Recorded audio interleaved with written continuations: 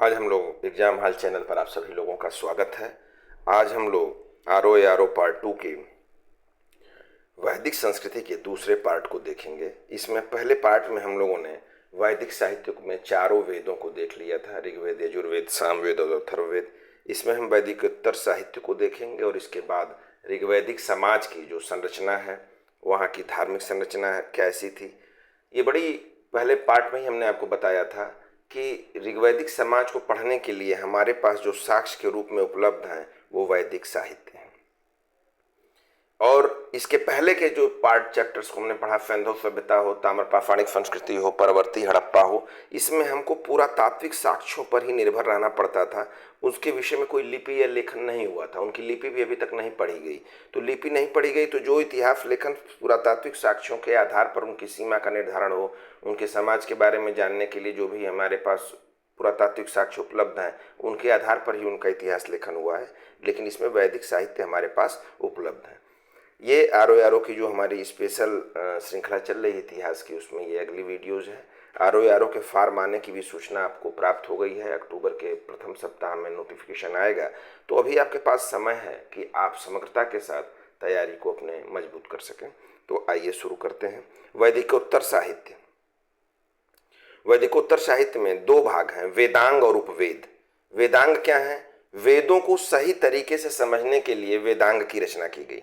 तो 6 वेदांग हैं: शिक्षा, कल्प, व्याकरण, निरुक्त, छंद और ज्योतिष। अब देखिए, जैसे पहला इसमें हम देखेंगे शिक्षा। शिक्षा का क्या काम था? तो वैदिक स्वरों के शुद्ध उच्चारण के लिए इसकी रचना की गई। इसे स्वन विज्ञान भी कहा जाता है। इसके ग्रंथ का नाम गायलम है और इसके प्रवर्तक वामज हैं। वेदों को सही तरीके से समझने के लिए वेदांगों की रचना की गई है। दूसरा कल्प है। कल्प में क्या था? कर्मकांड अर्थात विधि नियम, नियम लिखे गए थे, कर्मकांडीय नियम। इसमें इसको कल्प सूत्र भी कहा जाता है। और इस कल्प सूत्र के 3 भाग हैं: श्रौत सूत्र, गृह सूत्र और धर्म सूत्र। अब श्रौत सूत्र क्या है? यज्ञ से संबंधित है। एग्जामिनेशन पॉइंट ऑफ व्यू से इस बहुत ही इंपॉर्टेंट है। इसमें पूछा जाता है तीनों को मिलान करने के लिए कि श्रौत सूत्र, गृह सूत्र और धर्म सूत्र किस किस चीज से संबंधित है। तो श्रौत सूत्र क्या है? यज्ञ से संबंधित जानकारी है। एक भाग शुल्व सूत्र, यज्ञ वेदियों के नापने का उल्लेख। देखिए, श्रौत सूत्र में ही यज्ञ वेदियों के नापने का उल्लेख है। इसमें ही रेखा गणित का प्रारंभ माना जाता है कि कितनी लंबाई होनी चाहिए वेदी की, कितनी चौड़ाई होनी चाहिए यज्ञ के समय। इसका वर्णन श्रौत सूत्र में है। गृह सूत्र क्या है? गृह कर्मकांडों तथा यज्ञों का विवरण है और इसके रचयिता आश्वलायन है।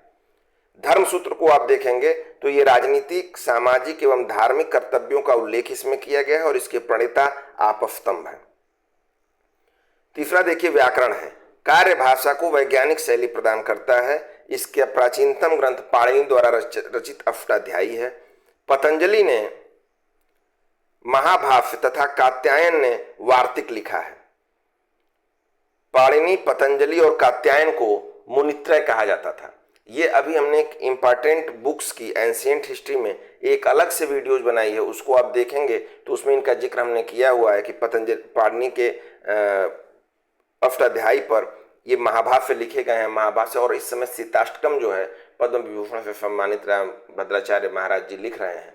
इस पर फिर से एक टीका जो है महाभाष्य पर, सीताष्टकम नाम से। कहने का ये मतलब है कि बुक के बारे में हमने एक वीडियो जो आपकी सुविधा के लिए सारी किताबों को एक जगह संग्रहित कर दिया। अभिलेखों से संबंधित एक वीडियो अलग बना दी है। सारी प्लेलिस्ट में आपको मिल जाएंगी। आपको पूरे एंशिएंट हिस्ट्री और प्रीवियस ईयर्स में आए हुए सभी क्वेश्चन को संग्रहित करके वीडियो बना दी गई हैं। पूरे नाट्य शास्त्र बना दिया गया है। गणित की पुस्तकें हो, आयुर्वेद की पुस्तक हो, इन सभी पर एक वीडियो जो उपलब्ध है, 2 पार्ट में है। आप उसको रिवाइज कर लें, उससे आपको एग्जाम में काफी सहूलियत रहेगी। निरुक्त, वैदिक शब्दों की व्युत्पत्ति बताई गई है और निरुक्त के प्रथम आचार्य कश्यप ऋषि हैं। इनकी रचना निघंटु उपलब्ध नहीं है। निरुक्तों में सबसे महत्वपूर्ण ग्रंथ यास्क द्वारा रचित निरुक्त है।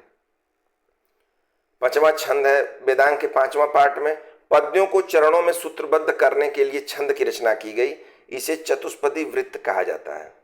पद्यों को जो है चरण में बद्ध करने के लिए, पहले पूरा समग्रता से लिखा गया था, तो उसको चरणों में बांटने के लिए छंदों की रचना की गई।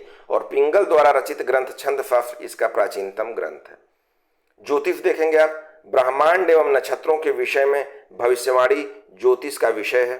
ज्योतिष का प्रथम ग्रंथ लगध मुनि द्वारा रचित वेदांग ज्योतिष है। ज्योतिष के अन्य ग्रंथों में गार्गी संहिता, बृहद संहिता एवं नारद संहिता है।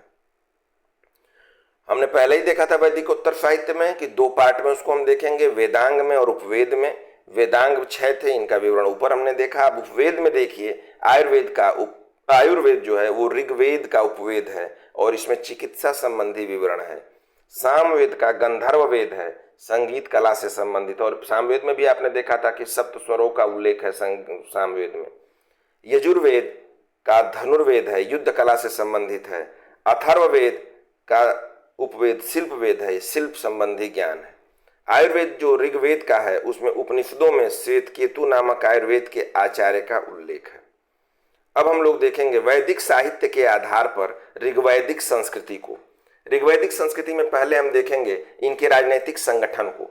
तो यहाँ एक बात समझना जरूरी है कि ऋग्वैदिक काल की जो राजनीतिक संरचना है वो कबीलाई ढांचे पर आधारित थी। राज्य का क्षेत्रीय आधार स्पष्ट नहीं था और जो राजा था वो वास्तविक अर्थों में राजा नहीं था। राजा की पहचान उसके कबीले के साथ होती थी, इसी कारण उसको जनस्य गोपा कहलाता था। जो पहला लिखा हुआ है कि जन का प्रधान राजन, जनस्य गोपा कहा गया है।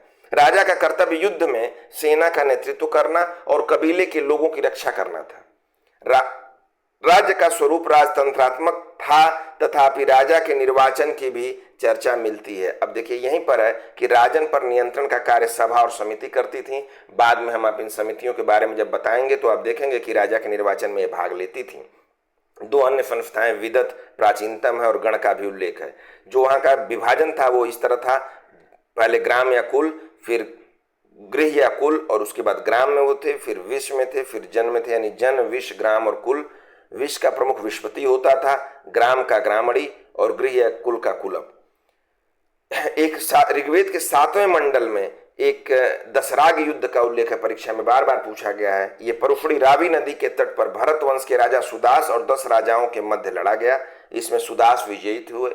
इसमें यह था कि जो सुदास थे उन्होंने अपने गुरु को वशिष्ठ को अपना गुरु मान लिया था, विश्वामित्र को नहीं माना। तो विश्वामित्र जी ने 10 जनों को इकट्ठा करके, जो ये 10 जन थे, पुरु, यदु, अनु, द्रुह, तुर्वस, अलीन, पख्त, भलानस, विषाणी और शिव, इनके साथ मिल करके राजा सुदास से युद्ध किया, लेकिन इस युद्ध में ये पराजित हुए। इनका आप सामाजिक जीवन देखिए। समाज की सबसे छोटी इकाई कुल थी। समतावादी समाज था ये, जनजातीय समाज। ऋग्वैदिक समाज कबीलाई समाज था जो वर्ग विहीन और जाति विहीन स्वरूप था। इसका सामाजिक जटिलताओं का इसमें अभाव था। संपत्ति की अवधारणा अनुपस्थित होने के कारण उत्पादन के संसाधनों को प्राप्त करने की स्वतंत्रता थी। चतुर्वर्णों में विभाजित समाज था। ऋग्वैदिक समाज पितृसत्तात्मक था। समाज में 4 वर्णों का अस्तित्व था। वर्ण विभाजन की चर्चा ऋग्वेद के 10वें मंडल के पुरुष सूक्त में मिलती है। इस विभाजन के बावजूद भी सामाजिक गतिशीलता बाधित नहीं हुई थी, क्योंकि वर्ण व्यवस्था का आधार कर्म था और कर्म में परिवर्तन के साथ वर्ण में परिवर्तन हो जाता था। ऋग्वेद का एक बहुत ही उल्लिखित, बहुत ही चर्चित सूक्त है कि बालक कहता है कि मैं कवि हूँ, मेरे पिता चिकित्सक हैं और मेरी माता अनाज पीसती हैं। इस बात का प्रमाण है कि एक ही परिवार के लोग विभिन्न पेशों को अपना सकते थे और विभिन्न पेशों को करते थे। कन्याओं का उपनयन संस्कार होता था। अनुलोम प्रतिलोम विवाह का प्रचलन था। संयुक्त परिवार प्रणाली थी। स्त्रियां सभा और विदथ में भाग लेती थीं। पुनर्विवाह, नियोग प्रथा, बहुपति विवाह का प्रचलन था। दहेज प्रथा, सती प्रथा, पर्दा प्रथा का उल्लेख नहीं प्राप्त होता है। ये सामाजिक कुरीतियां के रूप में थीं। वस्त्रों के प्रकार, नीवी, वास, अधिवास, संपत्ति का अधिकार नहीं और कर्म का आधारित वर्ण विभाजन। स्त्रियों की स्थिति बेहतर थी। बाल विवाह का प्रचलन नहीं था। महिलाओं को शिक्षा का अधिकार प्राप्त था। अपाला, घोषा, विश्वारा, विदुषी स्त्रियों की उपस्थिति इस बात को प्रमाणित करती है। राजनीतिक संस्थाओं में प्रवेश का अधिकार था। इसके अतिरिक्त विधवा विवाह का आप देख रहे हैं रोक था। पुत्र प्राप्ति की कामना की जाती थी, लेकिन पुत्री के जन्म को हेय नहीं माना जाता था। पितृसत्तात्मक समाज होने के बावजूद भी स्त्रियों को नीचा दिखाने का प्रयास ऋग्वैदिक समाज में नहीं किया गया। ऋग्वैदिक कालीन प्रसिद्ध संस्थाएं देखिए। विदथ, ये ऋग्वेद में 122 बार इसका उल्लेख है। सर्वाधिक महत्वपूर्ण ये सभा थी। पुरुषों के साथ महिलाएं भी इसमें भाग लेती थीं। सभा देखिए, ऋग्वेद में 8 बार उल्लेख है। महिलाएं हिस्सा लेती थीं। सभावती कहा जाता था इसको। ग्रामीण मामलों पर भी चर्चा इसमें की जाती थी, राजनैतिक तथा प्रशासनिक कार्य थे और आधुनिक राज्यसभा से इसकी तुलना की जाती थी। यानी सबसे महत्वपूर्ण संस्था जो अब बची वो समिति है, इसकी लोकसभा से चर्चा की जाती है कि आधुनिक लोकसभा से इसकी तुलना की जाती है। 9 बार उल्लेख है, इसका महत्व सभा से अधिक था और राजा के निर्वाचन में महत्वपूर्ण योगदान देती थी। हमने बताया था ना कि राज्य का स्वरूप राजतंत्रात्मक था, तथापि राजा के निर्वाचन की भी चर्चा मिलती है। जो इसमें राजा के निर्वाचन की चर्चा थी ये संस्थाएं करती थीं। इसी के साथ अब जो इसका शेष पार्ट है उत्तर वैदिक सामाजिक संरचनाओं से संबंधित, उसको हम पार्ट 3 में करेंगे। वीडियोज आप तक शीघ्रता से पहुंचे इसलिए चैनल को जरूर सब्सक्राइब करें। और अब परीक्षा की तिथि विज्ञापन की डेट आ गई है, परीक्षा का समय भी निर्धारित होगा, इसलिए अपनी परीक्षा को धार देने के लिए हमारे साथ चैनल पर बने रहें और हम आपको प्रीवियस ईयर से लेकर के और आने वाली संभावित तथ्यों के साथ आपको वो फैक्ट प्रोवाइड कराएंगे। आप इसमें क्विक रिवीजन करके अपनी तैयारी को और मजबूत कर सकते हैं और एग्जाम में अपनी सफलता सुनिश्चित कर सकते हैं। शेष अगले